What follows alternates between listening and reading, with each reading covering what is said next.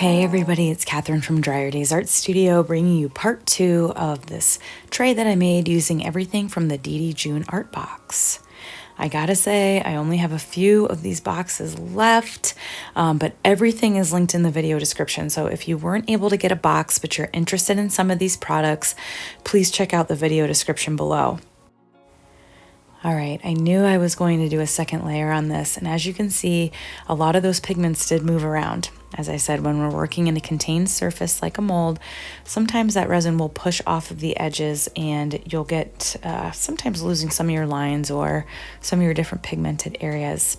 So I decided to take a silver metallic marker and really outline a little bit of a section area here to give us a little bit more stability, a little bit more of a geode look.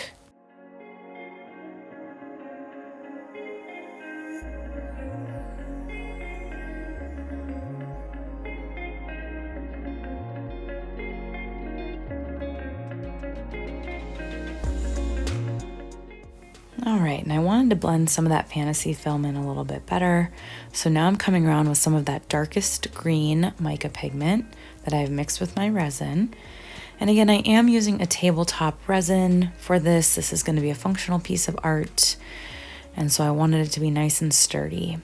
Now I'm using a little bit of clear resin and I'm adding a little bit of that minty glitter in, just a tiny bit. So we're gonna get some beautiful sparkle in there. And that way, with it being predominantly clear, we're still gonna save those lines there underneath. Gonna pop some bubbles, get those resins to mix a little bit together. And then the rest I am going to fill in with just clear. I will add too that with that darkest green mica pigment for this second layer, I did not add quite as much pigment in, so it was going to be a little bit more translucent so that we would still see that fantasy film peeking through. It wouldn't be so opaque that it would cover up the fantasy film and just kind of give us a nice blend. But then with that clear, with the minty glitter in there, I really did only use a tiny bit of minty in there just to give us a little bit of sparkle and a little bit more blend.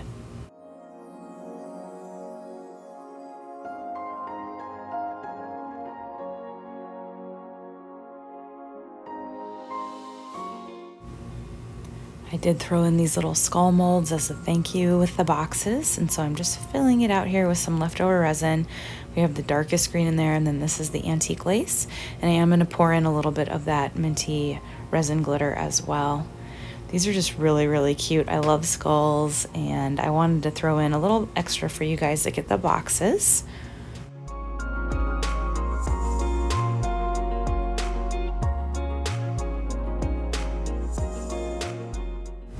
And just ribboning over this a little bit more pigmented resin with that darkest green. Like I said, that first was a little bit more translucent. This one's a little bit more opaque, and I'm just going to drizzle it over the dark areas for a little bit more blend.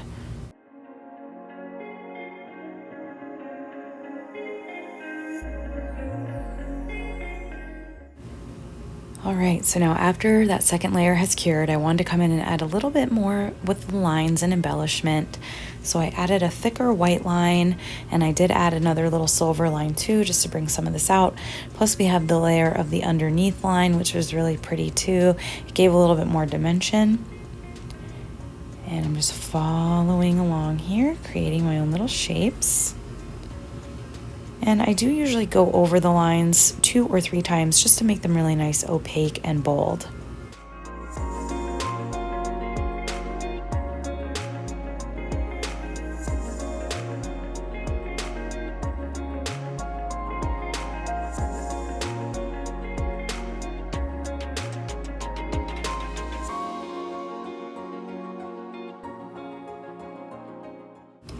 All right, so it's time to demold. Came out just beautifully. I like to really go around the edges with my thumbs and loosen up the mold first. And I'm going to loosen up the center here a little bit too before I pop it out. I think these colors are beautiful together. I am so happy with how this little tray turned out. I think it's just gorgeous. I am going to file my edges just a little bit, and I do take a thick silver metallic marker and I'm going to add some embellishment to the center.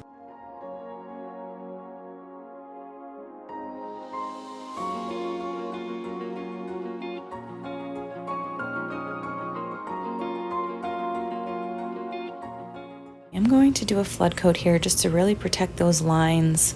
And I'm going to just essentially dome this so that there is a tiny bit of an edge still left, but not really. So I'm just going to do a really, really thin coat here. And this is predominantly just to help seal the piece and protect those lines. The nice thing about doing the inner silver embellishment on the rim there is that I don't really have to worry about covering it with resin because it shouldn't get too scuffed up being on the inside part of the piece here. I hope you guys enjoyed these 2 videos. This box has just flown off of my shelves, so thank you guys so much.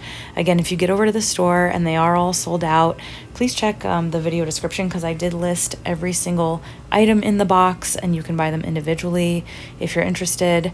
And I link all of my favorite tools like my torch there, my gloves, my respirator, my heat gun. Everything is listed in the video description. So thank you all so much for watching. Please like, comment, and subscribe. I'm taking some video there with my phone to add onto my Instagram and my TikTok, so come check me out over on those if you have them.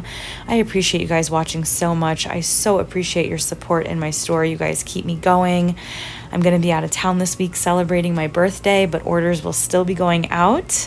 I want to thank my sister for keeping the store going while I'm away. So thank you guys so much. I hope you're enjoying your summer. And until next time, keep on pouring.